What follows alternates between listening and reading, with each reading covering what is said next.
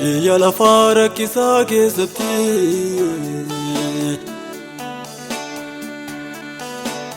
harkuma keetiin na geggeessita.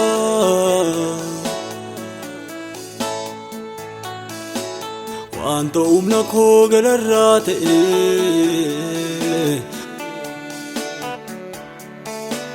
haatu fiikeetiin na mijeessita. Biyya lafaa rakkisaa keessatti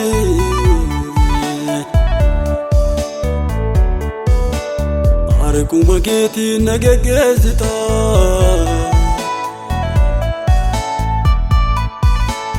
Wanta humna koo galarraa ta'e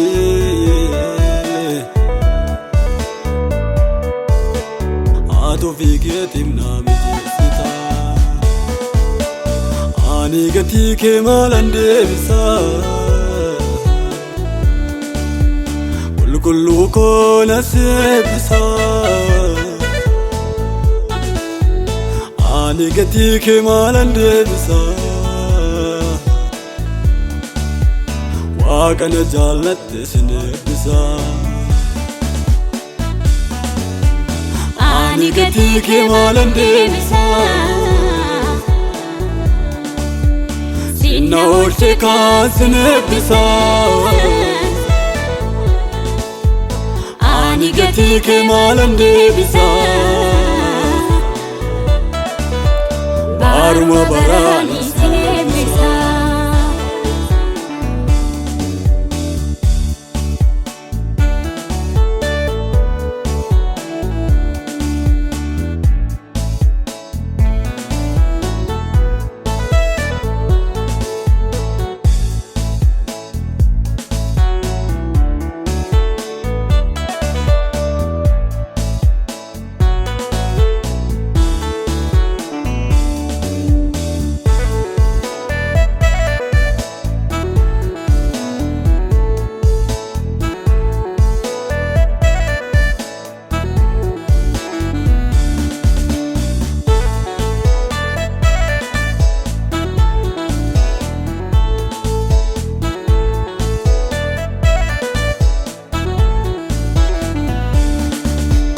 Gaafa duutii jireenya koo marsee ariifattee gooftaa na oolchita.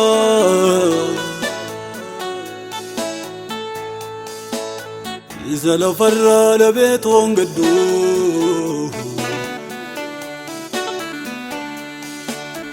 ati ayyaana keetiin na boonsita. Gaafa duutii jireenya koo marsee ariifattee gooftaa na oolchita.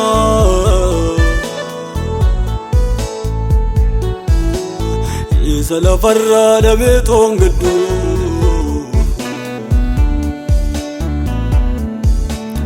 ati ayyaana keetiin na boonsita.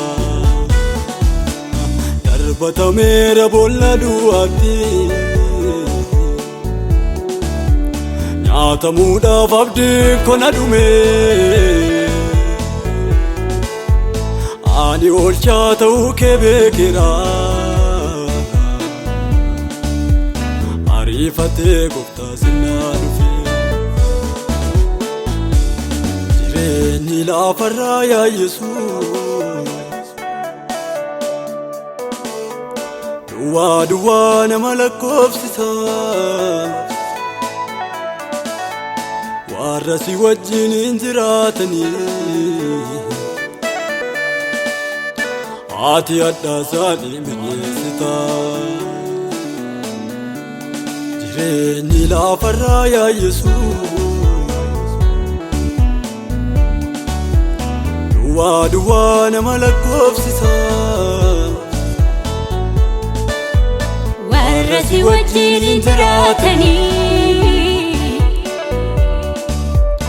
ati adda isaanii mijeessita.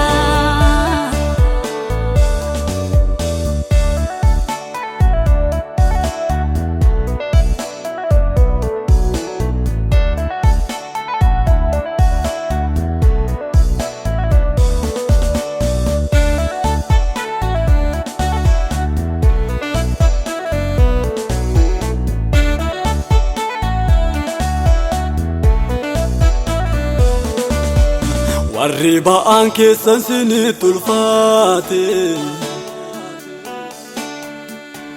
hunduu fidaan sinirraan buusa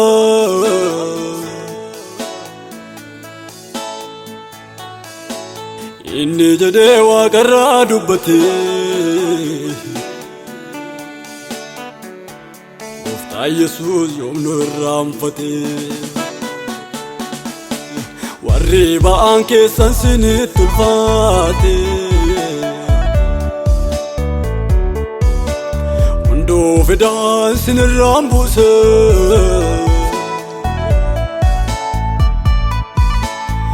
inni jedhee waaqarraa dubbate Gooftaa Yesuus yoom nu irraanfate Dukkaanni koo yoo narra dheerate hin sodaadhu ati naaf ibsita gaara rakkoo na dura dhaabatu harka keetti na duraa jigsita Dukkaanni koo yoo narra dheerate hin sodaadhu ati naaf ibsita gaara rakkoo na dura dhaabatu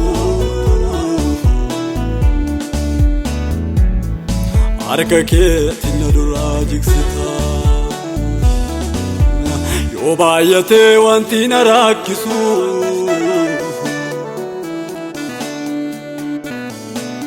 tarkaanfii koo kan duubatti hambisu abdii kutee duubatti hin deebi'u